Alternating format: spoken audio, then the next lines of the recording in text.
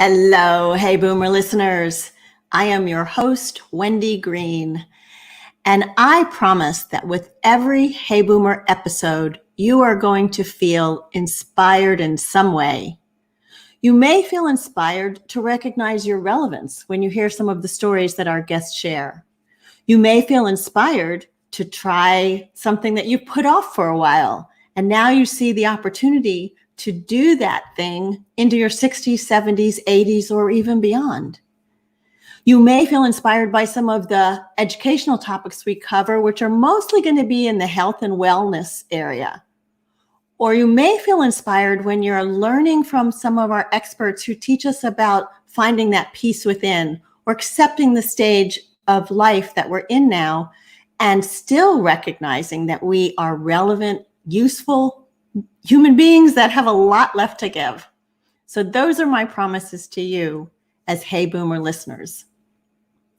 And our guests today, Stu and Janna Zonder, are going to inspire you, and we're going to have fun with them. They are collaborators in life and in work, and they each have their own individual accomplishments, which we're going to hear more about. But as I was preparing for the show today, I started to think about what is fun, right? Because so many of us in the Western tradition anyway, put off fun until maybe we take a vacation. And some people put it off until retirement. And that is a really hard thing to do because once you retire, if you've not been practicing fun, sometimes you don't really know how to have fun. And then on the other hand, a lot of people recognize that just having fun, just living that life of leisure is not really enough. There needs to be some meaning, some purpose, some passion in their lives. So when I was thinking about that, I made a list of some of the things that I think that I find fun, that give me pleasure.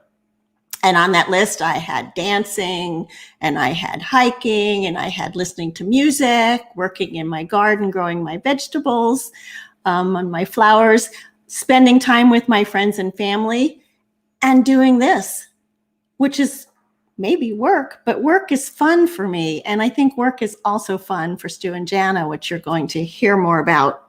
So I would encourage you to make a list. Think about some of the ways that you have fun in your life. And are you giving yourself time to have fun in your daily life? And the reason I ask that question is because I haven't always been really good at that, giving myself permission to have fun. I always put like work and responsibilities first.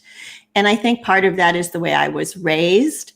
And I remember my brother and sister and I, we were like little Tom Sawyers trying to get our friends to help us with our chores so that we could finish faster. And then maybe we could go play. But we always had so many responsibilities growing up. So I have been really working harder at adding fun into my life. But on today's show, we are going to have fun. In fact, Stu's tagline for his business is all fun, all the time at Stu's College of Musical Knowledge. So if you like the energy of music and you like the energy of being passionate about life, you are going to enjoy my guests, Stu and Janna Zonder. Hello, Anne. I wanted to remind you all there are two important events coming up on October 2nd. Important to me. The first is the Walk to End Alzheimer's. I shared a story with you a couple of weeks ago about my grandmother. And so I every year walk to raise funds for Alzheimer's. You can join my team or you can go and donate at act.alz.org/go-to/heyboomer. So please help us end this disease. The other important event, which I will be attending after the walk, is another walk. It's the March for Women's Rights. And, this is going to be super important. We march to protect women's rights LGBTQ rights, voters' rights, civil rights, environmental justice, the end of violence. So look in your areas for where there is going to be a Women's March on October 2nd, and let's all show up to show our strength and solidarity around these issues. And please share the show with your friends. You can do that by putting an @ in front of their name in the chat. That will tag them and let them know that you are thinking about them, that you feel like this is a show they need to watch. And as you know, sharing is caring. So let's do that and share with our friends. And with that, let me bring on Stu and Janna. All right. Hi. Hi. So good to have you guys on the show. Very happy to be here. Thank you. Thank you for having us. Yeah. Well, let me do a brief introduction, okay? When they married, Stu and Janna Zonder had no idea that their partnership would extend to so many areas of their lives. In addition to being happily married for 40 years, wow, guys, they have also joined together their creative abilities as musicians, writers, and performers. When they met, Janna was acting in theater and Stu was teaching guitar. She went to him for lessons, and after 2 lessons, they were in love. Stu is a master musician and teacher of both guitar and ukulele. And in recent years, he has offered all of his classes online and has students all over the US and in other countries. He is an endorsed artist and teacher for Flight Ukuleles. Stu and Janna are partners in their business, String Along with Stu, where her skills in website design, writing, and management have served them well. We'll say. Janna is a published author, editor, and ghostwriter. Her first book, Magenta Rave, is a gripping, taut psychological thriller that turns the tables on convicted sexual predators. It will keep you guessing until the end. And Stu has partnered and supported her in her writing and is always the first reader and editor for her work. He is a writer as well, and they have collaborated on songs and other projects over the year. But perhaps their greatest pleasure comes from performing together.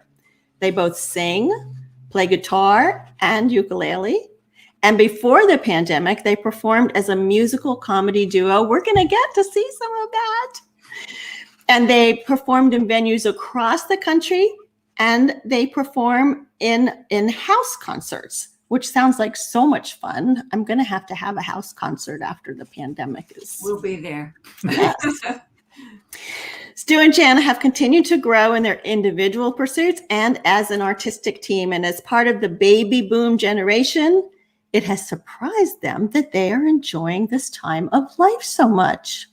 We got to find out about that. But first, I want to know a little bit more about you guys. Have you always been artists, or did you have a traditional career at some point?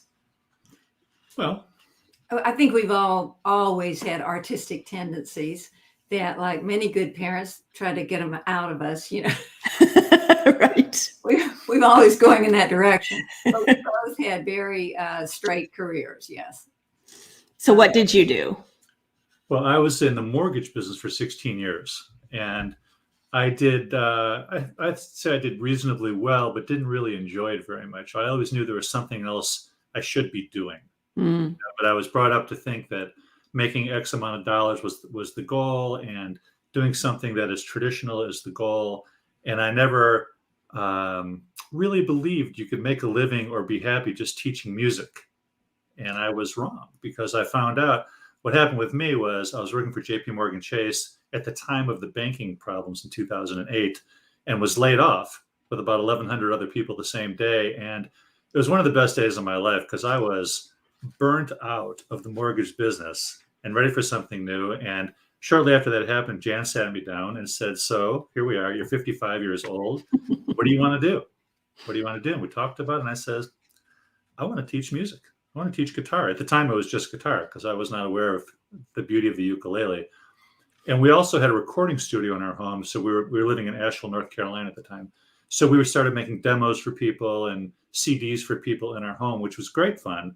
And then Jan brought me the idea of something called Skype, which I had never heard of, which totally changed everything and made my window huge in terms of being able to teach. So that was the biggest game changer of all too.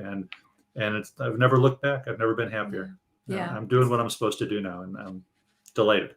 Yeah, really. That's true. And for me, if you ever try to be an actor, you always have to have a job, So I actually started working the day after I graduated from high school because of a family situation. And I started out as a secretary, and I became an executive secretary. And when I decided I wanted to study theater and become an actor, I did a lot of temporary jobs. I quit a secure job and started doing temporary work. And that was wonderful for learning dialogue. Between the theater, we studied great writing, and being just in different offices all the time, I learned a lot about what motivates people, how they think, how they talk in any given situation. So that was really helpful for my writing. And those skills also that I learned in offices have really served us well in String Along with Stu. So it was just kind of a perfect storm of us trying to fit our round selves into square holes, and then, eventually saying, oh, we'll just take those skills we used and do something we really want to do. And I saw when you were in Asheville and right around the banking crisis, that, part of you is about giving back, and you found that you could give back in a special way to some of the homeless shelters. Will you tell us about that? Yeah, go ahead, honey. Well, shortly after I was laid off, we were kind of at loose ends at that time. This is as we were trying to figure out what to do. And we decided to do something nice and do something to give back. So we started playing at several homeless shelters in Asheville. And a funny thing happened. We started playing at these shelters, and the people we were playing for looked just like us. Just like us. They were our age. They looked perfectly reasonable. This was not the groups we were playing for didn't look like what we had been taught homeless people necessarily look like. These are people who were lost in the shuffle here. And we were not far away at that time. And we realized anybody could be homeless. That's right. And it was very sobering. Yeah, for sure. And so I think it made us, even oddly enough, it didn't scare us into going into something more secure, but it did scare us into saying we want to do something that's authentic with our lives. Right. Forward. Right. It was really a lovely time. We met some great people and played at this one. Was it battered women's shelter? Yeah, it was homeless women's shelter with children. That was so fun. And Aww. they were so appreciative, and singing along. It was beautiful. It was. Truly. It was really Yeah. And you make a good point. I mean, it could happen, things happen, and to live authentically, to take that risk, but to make a commitment to it, I think was a beautiful thing that you all did. And so you collaborate on songs and you do musical comedy. But as a married couple, there must be fun parts and challenging parts to collaborating and working together. Is that true? Mostly fun. Mostly fun. We're very lucky in that we come from very different backgrounds, but our core beliefs, our basic habits, the way we like our house to look, all of that. Our sense of humor, it's very similar. It is. It's surprisingly similar. So we don't have any major differences that we have to fight over, Right. A lot of people, when the virus hit and everybody started working from home, it was a big adjustment to being together all the time. Well, Jan and I have worked together at home for years together, and it's never been a problem. And I don't know how we would do it otherwise anymore. I don't either. One of us had to go to an actual job someplace. Yeah. We don't get into big fights. We don't have, big issues around it at all. We do very well. All. Okay. Yeah. That's awesome. Yeah. So I know, right? Because a lot of people take it, like if you're a writer, you take it very personally if someone comments on your stuff. So that's awesome that you can Well, theater was very helpful for me with that, because in theater, part of the learning process is for your peers to critique you. And so when you do a class, after it's over, they critique you. And people have all kinds of agendas. Most people are coming from a good place, but some people aren't. So you really have to learn to just take it in and say, okay, what's true for me? Does that resonate with me? If it does, then I'm going to look at that. I'm doing something that I can change, and thank you for helping me. If it doesn't resonate, then you have to say, okay, I don't think that's right. You have to learn to listen to your own inner voice. I think as any kind of creative person, that's one of the first things. If you can get that, you get a lot of freedom in your work, to trust your own inner voice. Yeah. And was that true for you also, Stu, that you were able to accept Janna's comments because you felt secure enough in your own inner voice? Well, I was always able to accept Janna's comments because they were always intended in the right way, for sure. Even if it was critical, it was with a good spirit. So whether I was secure in my own self is another question, but but I've never had an issue with anything. Janna's been helpful is such an understatement. I'm sorry. And No, what I was going to say is that after you've been together for quite a while, nothing's going to destroy things. So you get mad for a minute and it passes, and it goes away. Yeah. Nothing. Well, I know that you guys want to play a couple of fun songs for us, but Stu, before you do that, you told me that you are representing a new ukulele company. Do you want to tell us about that for a minute? I sure would. Ukulele. It's a company called Flight Ukuleles from Europe, from Slovenia. Okay? The company is very big in Europe and India and China, and they're relatively new in the States. And I met up with them through Mike McQueen at the Uke Republic, who's been very helpful to me. And we have just come together, and I'm going to be doing demos on their instruments and doing workshops for them. I'm very, very excited about it. They have a very active marketing plan, and they've given me a beautiful ukulele to use. And it's exciting. I've done this before for companies, and I never really felt connected to the company that well because I was kind of a free agent, but this is part of a plan here. And I'm very, very excited about. And there's direction with it and lots to do. I'm delighted to be with Flight and look forward to it very much. It's a very that's exciting. recent relationship that developed with that. And I want to learn more about the different types of ukuleles and guitars. But first, I would love for you guys to play a couple of songs for us. So as you're getting your instruments, I'm going to switch our pictures so that we can do what we said we were going to do. All right, we're going to do this. So we have you, and you can have more space to play your instruments. Great. And this first one we're going to do is, originally when Stu and I started doing musical parodies, we were doing a lot of political stuff. And as we aged, as we got older, we started looking at our generation. And now our stuff is more kind of comments on aging and that kind of thing. All right. It's a little tune we like to call Our Bodies, They Are A-Changin'. Our chests, they have fallen. Our hips, they have grown.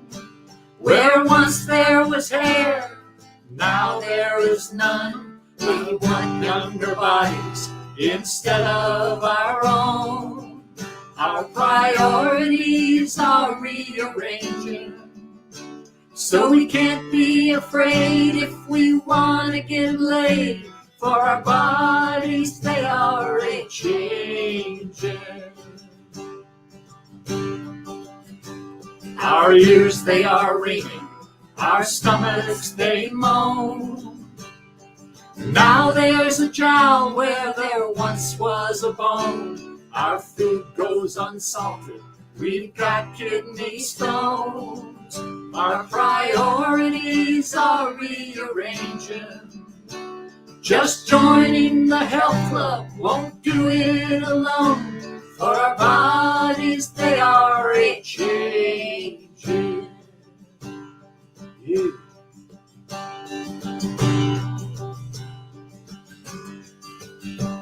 We've heard Dolly Parton's Surgeons in Town. We want to lift up what has now fallen down. In all of our hearts, we still get around. But our children all think we're deranged. So we better start nipping, or soon we'll be taught. For our bodies, they are a-changing. For our bodies, they are a-changing.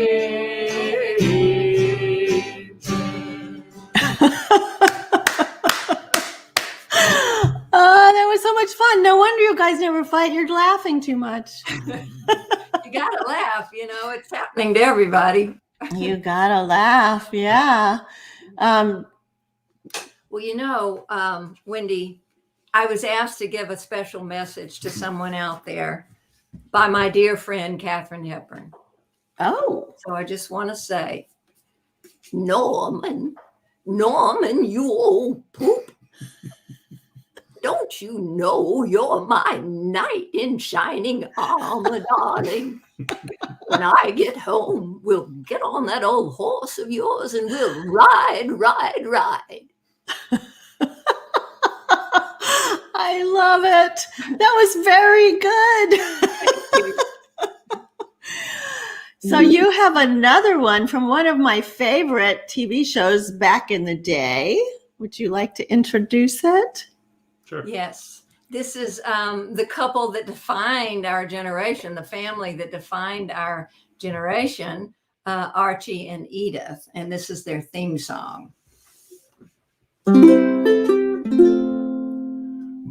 the way Glenn Miller played Songs that made the hit parade. Guys like us, we had it made. Those were the days.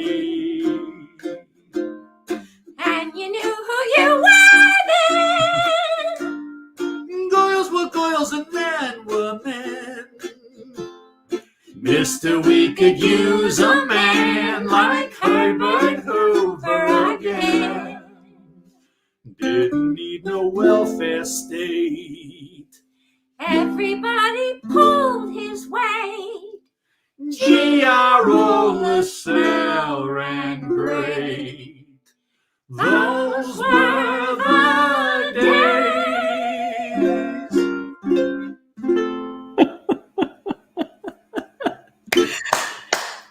You guys are great. Janna, the voice is amazing. Oh, we got a million of them. Well, definitely a house party is in the future.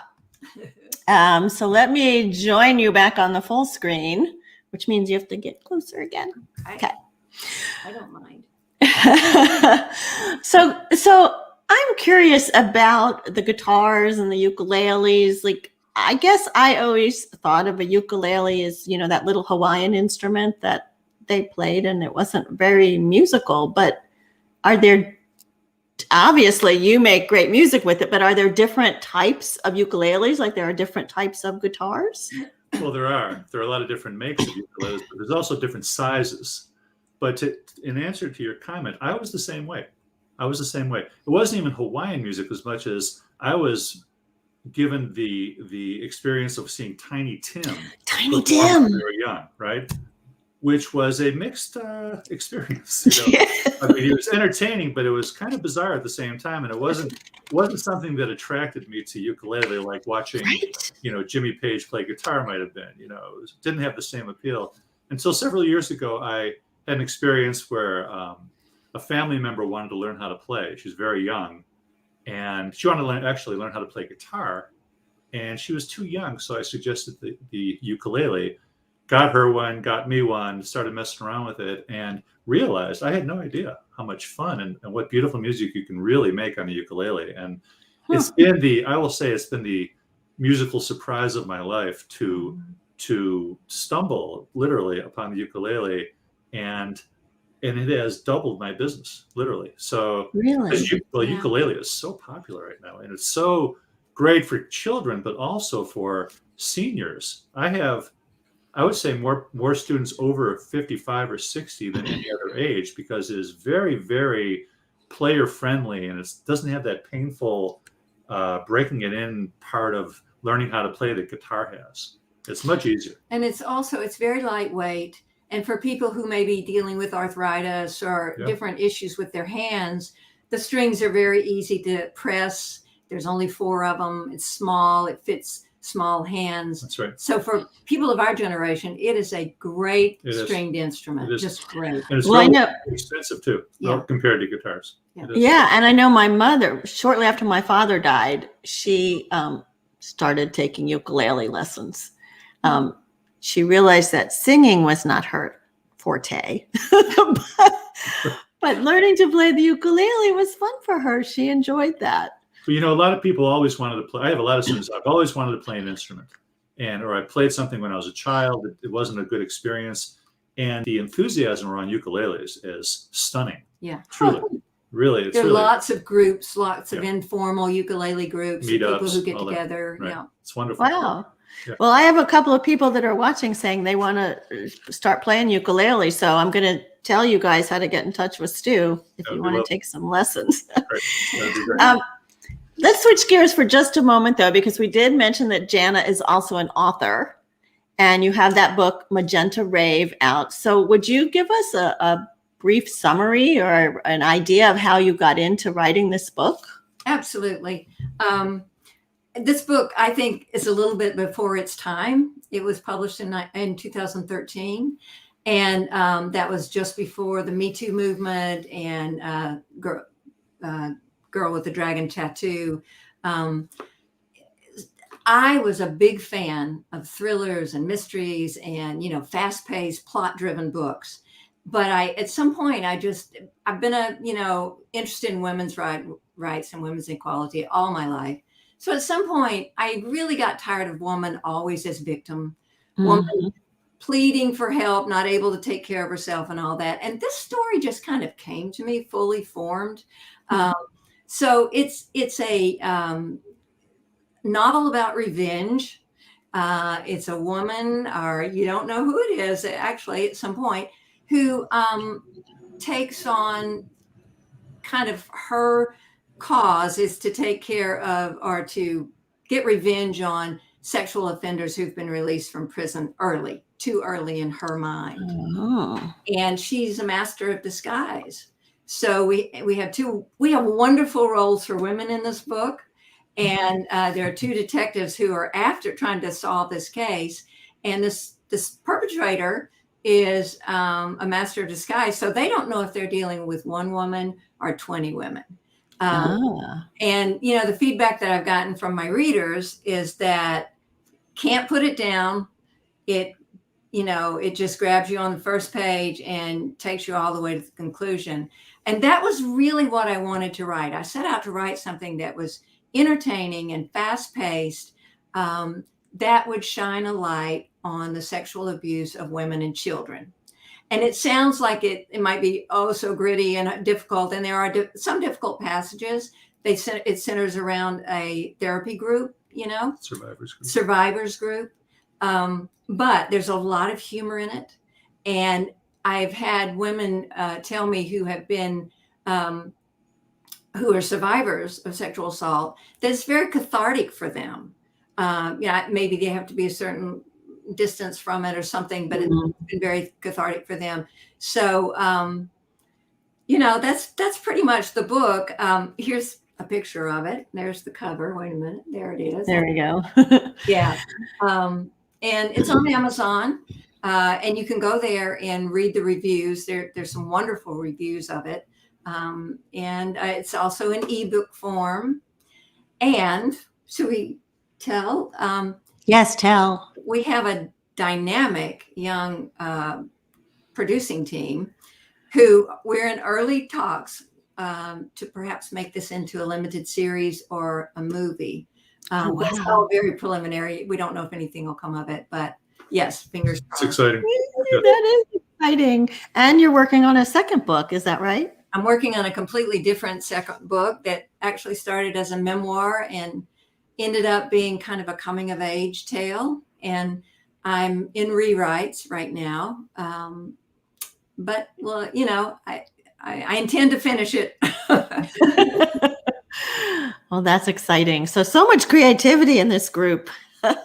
And in your bio, as I was introducing you, you said you were surprised at how much fun you're having at this time of your life. And I'm curious what surprises you about that. Well, you know, when we're young, or when I was young, people who are our age look like old people, you know, and they acted old, and they were tired, and they were, you know, worn out and stuff. And I never really thought that being in our late 60s and early 70s would be really fun, because the model I had for it was not fun. Right. It wasn't fun. It looked like it was hard, and there was a lot of illness, and it was, you know, problematic, you know, not much fun. And I'm finding that I'm having more fun now than I've ever had, and feel more relaxed and more secure within myself, and satisfied with the work I do, and excited about it. And my relationship with Janna is so great, and where we live out here on the Zonderosa is so sweet. And, you know, life is just, you know, never been better. So I didn't know that was going to be the way it was going to be at this age. And I'm very happy about it. You know, it occurred to me as we were writing the bio for you, it just came up for me. I'm a little surprised and very happy about it, of course, that it was a happy time of life. Yeah. Yeah. And I don't know if you want to add anything to that, Janna. Well, just a recommendation to all people our age and younger, but particularly our age.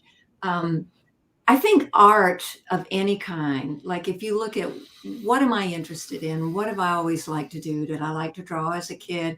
If you rekindle that, it opens you up and peels away layers in ways that you just don't imagine. And it doesn't have to come to anything other than your own pleasure in doing it. And so I really recommend that. I think it's part of why we find this time so fulfilling. It's because I will say I'm also surprised that we can physically do the things that we still can, you know, that we can dance, we can move, we can sing. And I think as long as you got it, use it, you know, whatever. There you go. Use it. No, that's right. You know, because I think I had the same image. You know, I grew up in Miami, and you would drive along South Beach, and it was just old people sitting there in the rocking chairs, practically waiting to die, you know, and recognizing now we're not old at almost 70, you know, we're still very vibrant, very involved in life, very active. And there is a sort of inner peace that comes along with some of that, I think. I think so. I think so. A lot of the stress has been removed, and pressure, you know. And I think you've come to know yourself, and you accept yourself. I mean, I think it's important to accept yourself and say, okay, all the things I thought I would do, I didn't do, but I ended up doing some things that were even better, you know? So, yeah. So I think that you come to peace with who you are, and you don't have that great youthful body that you once had, but you still got a good body, and, you know, might as well use it. Thank you. Oh, you weren't talking about just me. I was actually. So let's see. Some of these comments are wonderful. From Lynn Austin, she says, Stu is the best teacher. When you take a lesson, he emails a recording of it so you can retake it. Also, he sends a recording to play along with. Sissy says, you two are great. David says, I have a lesson with Stu tomorrow. Looking forward to it. Kathy posted the link to your book on Amazon. Oh, nice. Yes. And she wishes you good luck in your negotiations for your TV series. Right. I know. That would be so exciting. That would be the best thing ever. That would be something. Yeah. That would be so exciting. So what's next for y'all? Well, we for sure want to make it through this this virus time of life, and we're kind of fairly hunkered in until it's over. We're going to get back to performing. You know, our work goes on. You know, I teach from home, and you know, my commute is from the kitchen to my office here, and so that's not going to change. And I'm busy, and Jan's working on her projects, and when things lighten up and we feel like people can gather, we'll start traveling and playing some more. Yeah. You know. And, Have you been able to do any concerts during the pandemic, like online or anything? No, we had one really lovely night Yeah. where when it seemed like things were, coming together a little bit a few months ago, a friend of ours asked us to play at a dinner party of theirs. It's kind of a long story, but really lovely group of 7 couples, and we let a Motown sing along. I'm from Detroit, so that was very easy for me. So we let a Motown sing along, and it was it felt so good, first of all, to be singing in front of people. Yeah. And sing-alongs for us have always been, like, having people join us has always been the most fun. Sure. So tell me, if I want to do a house party, what does that look like? Well, it looks like this. We'd come to your house and we'd move the furniture around a little bit to make space, and we would set up some chairs, and it would actually be a concert. It wouldn't resemble a party where we're in the corner playing. People would buy tickets, and you as the host wouldn't have to deal with any of that. We would handle all of that. We'd have refreshments. People would come in at a point of time. We'd play for an hour and a half or so, and they would go home. And it would be a very comfortable, intimate, fun, a lot of interaction back and forth kind of night. And that's our venue. That, we used to play in bars when we were young, and come on. And, we're ready to go to bed by the time the bars are ready to go to bed. You start early, you end early. It works beautifully. House concerts, you start at 7, you're done by 9. We're good. Fun. So it's not like a dinner party. It is actually a concert. That's Yes. right. We set up the PA, the whole thing. Yeah, it's wonderful. House concerts are the greatest. And we can sing along. For sure. Absolutely. We encourage it. We encourage you. And we even do a little dancing and encourage people to dance. Or I do a little dancing. You say we. Yeah. I'll dance with you, Janna. Good. That sounds like fun. All right. I'm looking around at my space to figure out how we're going to do this. And you'll travel a little ways to do it? Absolutely. Yeah. Yes. Awesome. All right, y'all. Stay tuned. We're going to have a house party when the pandemic is over. Okay. A house concert. Okay. All right. So the Hey Boomer Show is about inspiring people to live their best life into their 50s, 60s, 70s, 80s, and beyond. And so I'm wondering if you all have a couple of takeaways that you would like to leave with the audience. Well, I would say look for the fun. Look for the laugh. Time is short in this world. It goes by, and I think people worry too much and they stress too much, and in the end, things tend to work out. There's a saying that I really like that things always work out in the end. So if it hasn't worked out yet, it's not the end. Right. That's kind of silly, but it makes it. I hear that. Right. So I'm just looking for the good time and having as much fun and enjoying these years as much as possible. And I would encourage people to do what feels right to you. Do the authentic thing that is in your heart to do, and you'll be okay. And I would just briefly add to that if you're carrying any non-forgiveness of yourself or anybody else for that matter, but particularly of yourself, if you're carrying these negative thoughts that come about, I can't, I shouldn't, I should have, I would have, to really, really act. There are all kinds of practices to help you get rid of that. But if you can let go of all that stuff and stay as much as possible in the present moment, then it brings so much joy and relief and satisfaction into your life. And that has been something that I think I've worked on my whole life. And I'm getting closer to being able to do that. Yeah. Yeah, I know that is kind of a lifetime practice. We do get in our heads and in our way a lot. Too much. But when you're in that moment of just kind of purely present, doing something you love to do, that to me is the payoff in life. That's it right there. Yeah. Yeah. And I'm so grateful to be doing this and to have you as guests. So I do want to have you play another song as I show your contact information on the screen. Would that be all right? That would be great. But before you do it, we really want to encourage people to subscribe to your show, because we've been watching for several weeks, and it's terrific. It's different every week. And all of our friends out there, people who are just tuning in, this is a good show. This is for us. This is for us. Right. And even if you're younger, it's an interesting show. Very, very different topics every week, and you do a great job, Wendy. So Thank you so everybody. much. Yeah. Thank you so much. Yeah. I'll put the email on the screen. You can email me. There's a new website going up, hopefully by the end of this week, but it will be the same website address. So thank you, Stu. Of course. I get lucky because I have great guests like you guys. So that definitely helps. All right. So I'm going to show your contact information as, and we get to hear Janna play today too, tonight. See how well the student has done over the years. You can get the lessons and you don't have to marry him either. So, that's good. Otherwise he's practicing polygamy, right? Ready? Yeah.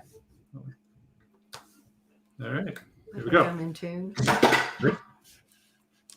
Hold on.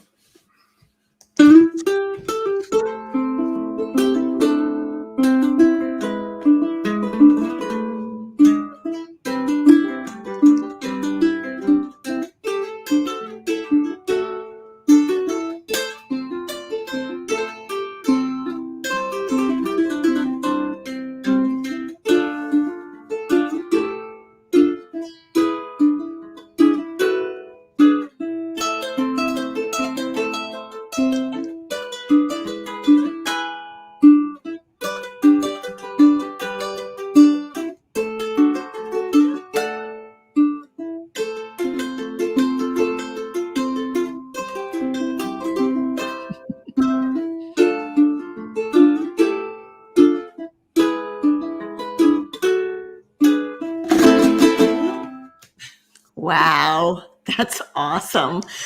Who knew you could make that kind of music on a ukulele? Thank you. Thank you. It's been wonderful being here with you, Wendy. Thank you so much, Wendy, for having me. Been wonderful having you guys here. Before I let you go, let me tell everybody about who's coming up next week. Next week, my guest is Dr. Weston Drips, and he is the executive director of the Shy Institute for Sustainable Communities at Furman University. The Shy Institute for Sustainable Communities launched in 2020, and it's regionally focused institute promoting sustainable human flourishing through education, research, and leadership. It builds on over a decade of proven success and national renown of the David E. Shy Center for Sustainability. He was the president at Furman University. And it connects the Furman campus with the surrounding community around developing sustainable communities. I have visited. It is fascinating. And they're getting so involved in the Greenville community. I'm really excited to have them and hear how it's spreading out. Sustainable communities are spreading out across the country. We'll be watching for sure. Yeah, I'm excited for that. So thank you all for tuning in today. I know your time is valuable, and I truly, truly appreciate your support of Stu and Janna, your support of Hey Boomer, your support of all of us. Please help me grow the audience. As they said, subscribe. And remember, you are never too old to set another goal or dream a new dream. Amen. So my name is Wendy Green, and this has been Hey Boomer.